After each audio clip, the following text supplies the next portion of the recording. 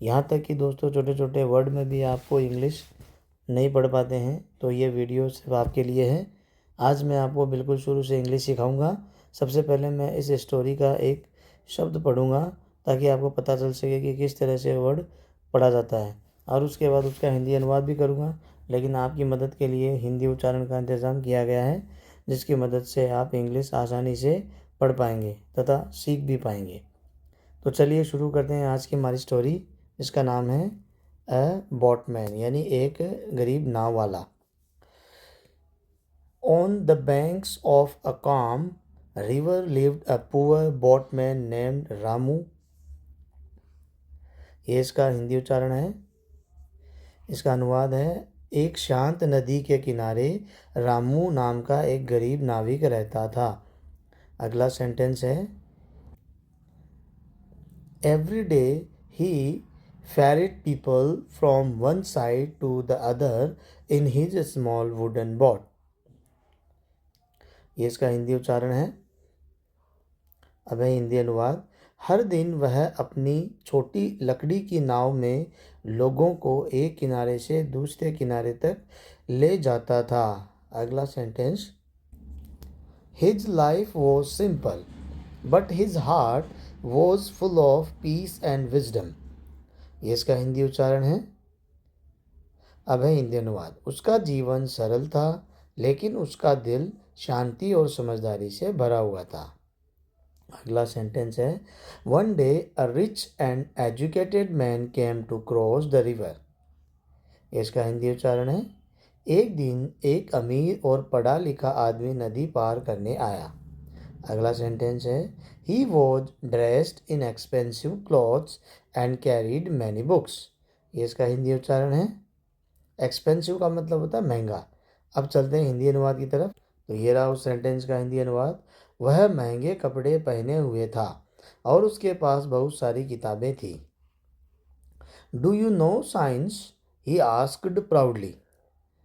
ये इसका हिंदी उच्चारण है। उसने घमंड से पूछा, क्या तुम्हें विज्ञान आता है? मतलब पढ़े लिखे व्यक्ति ने नाविक से पूछा। No sir I do not, Ramu replied. Ramu ने जवाब दिया, नहीं साहब मुझे नहीं आता। अगला sentence, then half of your life is wasted, the man laughed. तो ये इसका हिंदी उच्चारण है। आदमी ने हंसते हुए कहा या बोला, तो तुम्हारी आधी जिंदगी बेकार है। अब है अगला sentence, do you no mathematics, he asked again, यानी वो नाविक से क्वेश्चन पे क्वेश्चन पूछ रहा था। ये इसका हिंदी उच्चारण है। फिर इसका अनुवाद है, उसने फिर पूछा, क्या तुम्हें गणित आता है? तो इस पे नाविक क्या बोलता है, no sir I only know how to row this boat. तो ये बात उसे वो जवाब बता देता है। तो रामू ने उसे जवाब दिया, रामू ने कहा, नहीं साहब मुझे सिर्फ नाव चलाना आता है। तो उस व्यक्ति ने क्या कहा फिर, then 75% of your life is wasted, he said. ये इसका हिंदी उच्चारण है। अब चलते हैं हिंदी अनुवाद की तरफ। तो पीछे वाले सेंटेंस का हिंदी अनुवाद ये था कि वह नाविक से पूछता है कि तुम्हें मैथमेटिक्स आती है, तो नाविक बोलता है नहीं सर। तो उसे वो पढ़ा लिखा व्यक्ति कहता है कि तुम्हारा जीवन का 75% हिस्सा वेस्ट हो गया। अब आगे वाला सेंटेंस देखो, आगे क्या पूछता है वो पढ़ा लिखा व्यक्ति नाविक से, suddenly a storm began and the river became rough. तो अचानक क्या आ जाता है, अचानक तूफान आ गया और नदी उफान पर आ गई।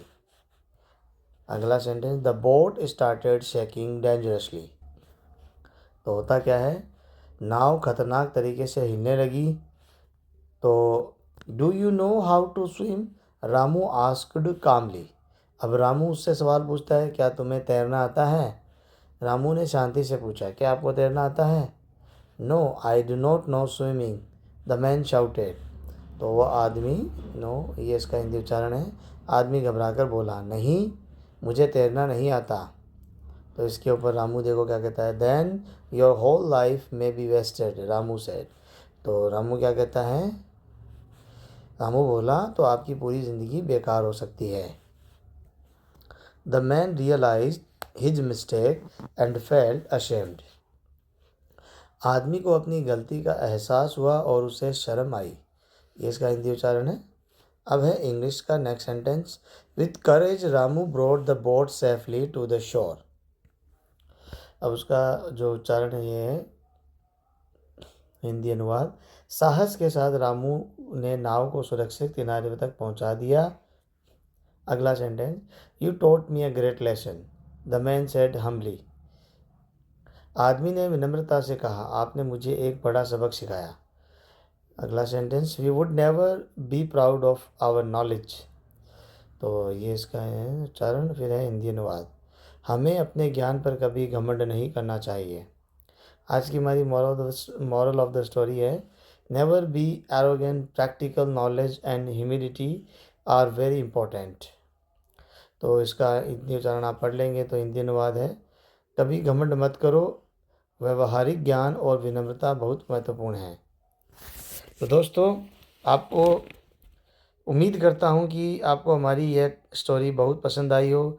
अगर पसंद आई हो तो वीडियो को लाइक करिएगा और चैनल को सब्सक्राइब भी कर दीजिएगा, क्योंकि ये नया यूट्यूब चैनल है। तो दोस्तों, आपके सपोर्ट की हमें बहुत आवश्यकता है। तो चलिए मिलते हैं फिर से एक नए वीडियो में, एक नई कहानी के साथ, एक नए मोटिवेशन के साथ, अंग्रेज़ी की कुछ नई टीचिंग के साथ। तो मिलते हैं फिर से नए वीडियो में। Thank you so much for watching this video. Keep watching and keep learning. Thank you.